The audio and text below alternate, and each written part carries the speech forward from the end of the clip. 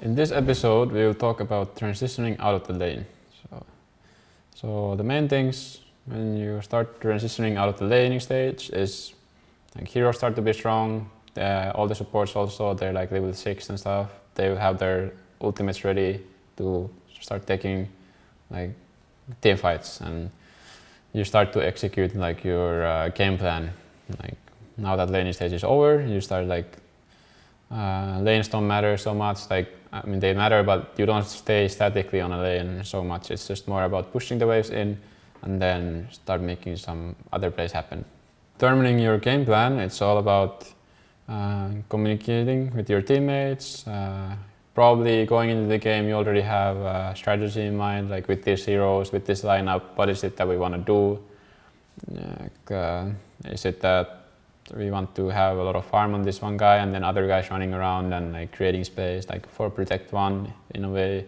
Or is it more like well-rounded draft? Is it like you just have like two-man squads going around and ganking people and then like maximizing on all the lanes? Or is it like more like 5-manning and things like this?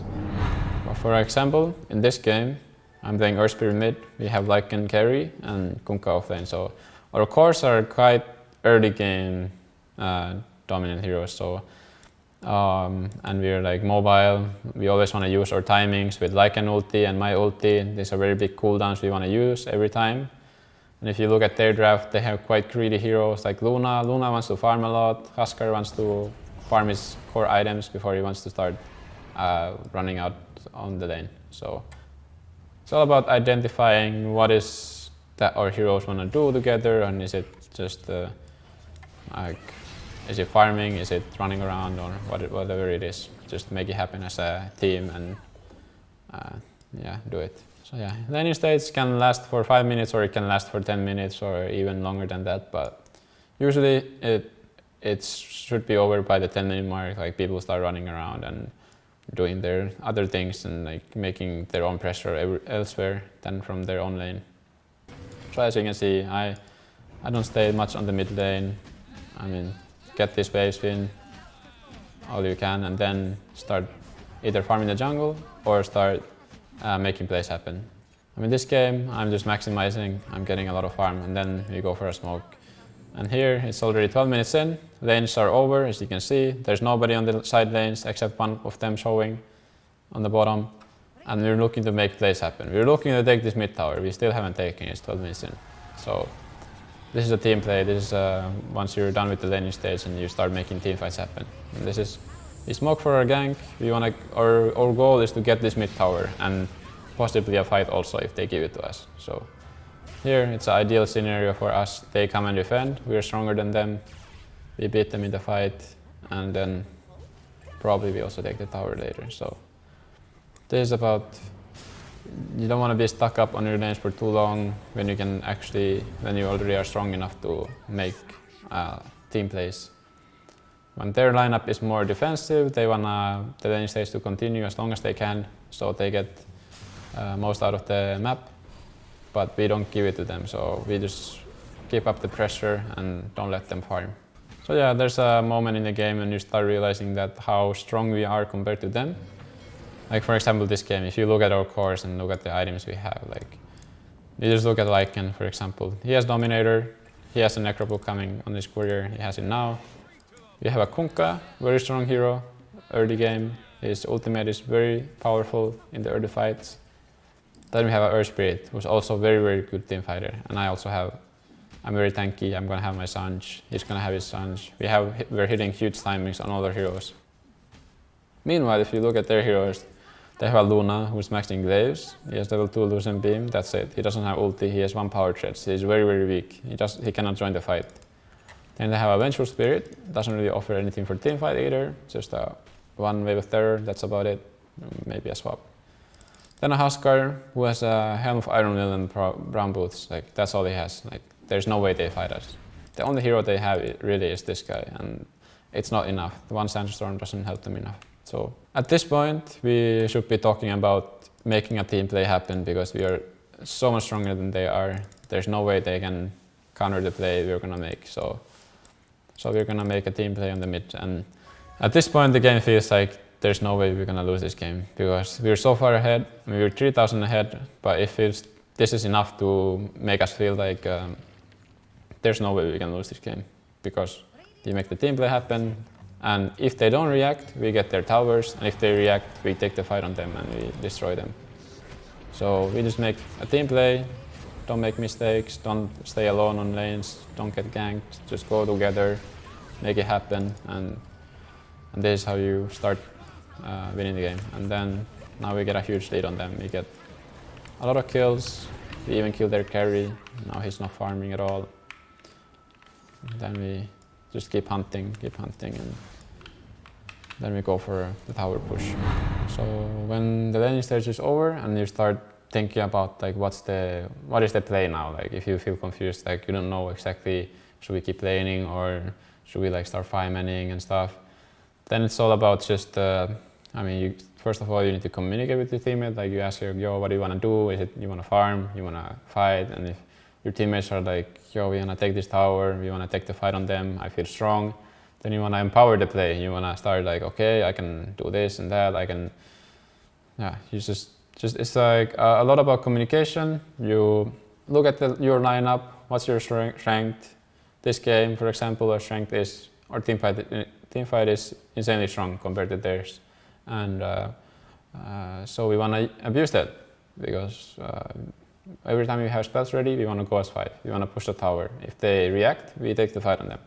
Some games it's different. Some games your timing is waiting for the Spectre Radiance. So you're just, it's a different game. You're trying to make your own pressure happen while dealing with what they're doing as well as you can, but in a defensive way. You're more like delaying the game, but just different approaches to different games, and yeah, it always changes depending on what heroes you have.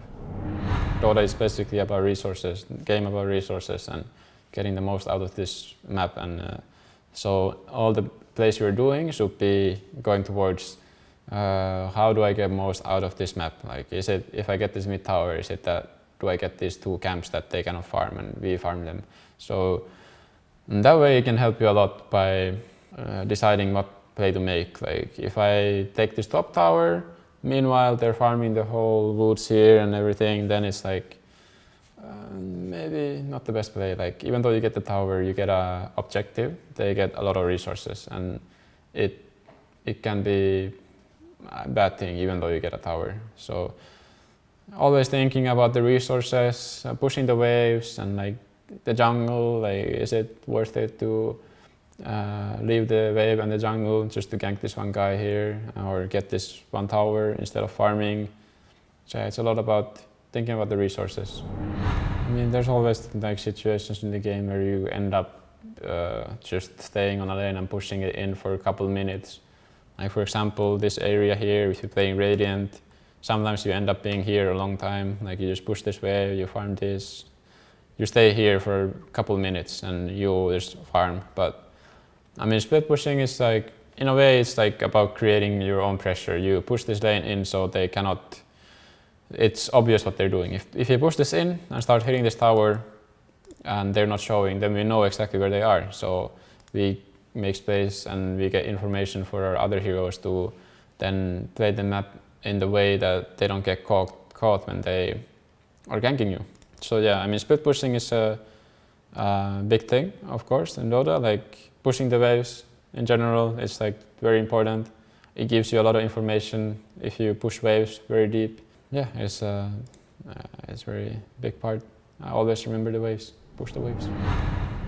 I mean, probably the best thing you can do in pubs is just communicating with your team that, I mean, if your carry says he wants to farm Radiance and your other team wants to fight, probably you need to be realistic about it that, okay, let's take a fight in a way that we don't fully commit into it. We take it in a way that we are ready to back out if they come all of them, and then in that way we make space for the guy who wants to farm Radiance. So yeah, I mean, you always have to listen to the guy who is strongest in the team, basically. But in that case, in pubs, maybe the carry player is some Wraith King who's just rushing Radiance, he doesn't want to join anything. Then well, yeah, you have to you have to take it into consideration, but yeah, you need to always take into consideration what your other teammates are doing, but yeah, you always want to make a play together. And yeah, I mean, the main things about when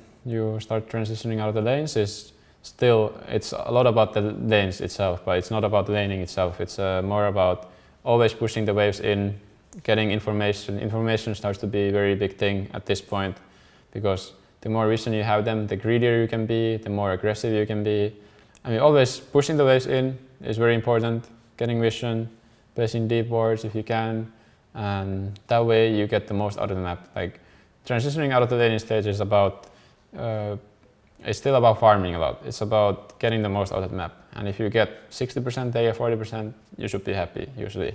And the way you make that happen is by being aggressive, pushing the waves deep, and just placing deep vision and being aggressive. I mean, the way you start practicing it, you can just start very simply. Like, say you have your draft is very teamfight oriented. You have like Tidehunter, Enigma, and stuff. Then you have very clear like plan that when do we want to fight? When we have our ultimates ready. Then it's like, wait, then it's our time to take team fights. It's very simple, and then when it's on cooldown, you probably want to split push the map to get most out of it, and that's very easy way to start learning like what is the purpose of our heroes, what is it that we want to do at what time, and then always like using your timings. Like, I mean, this game, for example, is kind of the same thing. We have big ultimates. Our ultimates are much stronger than theirs. We want to use them effectively, and we're doing it very well. We take a team fight together, we use our spells, we win the team fight, we get the tower, and then we take it from there.